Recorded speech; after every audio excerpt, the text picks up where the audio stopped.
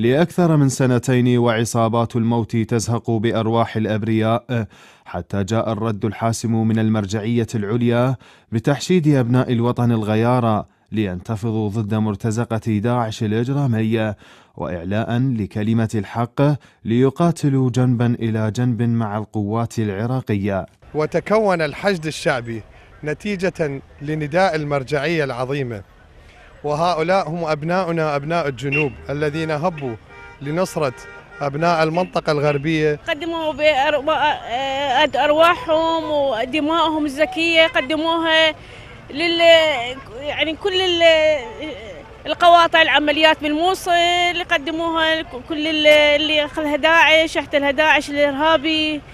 فإن شاء الله احنا انتصاراتنا متوالية إن شاء الله. هنا وتحت قبة البرلمان تم التصويت بالإجماع على قانون الحشد الشعبي، حيث يعتبر ضمانا حقيقيا لحقوقه، لأنه يمثل جميع المكونات العراقية وما قدمه من صور في البطولة والدفاع عن العراق وأرضه، يمثل الوحدة العراقية الحقيقية. نرحب بالحشد الشعبي لأنه حشد شريف مو طائفي، ينتمي إلى كافة أطياف الشعب العراقي، سني شيعي تركيفي يزيدي صابئي، من كل الطوائف العراقية. الحشد الشعبي حشد شريف، وهي هاي أبسط هدية تقدم لشهداء الحشد الشعبي اللي ضحوا بأرواحهم بكل ما يملكون، ولولا الحشد الشعبي هاي الآفة الدواعش كان هارت العالم كله، فأصبح العالم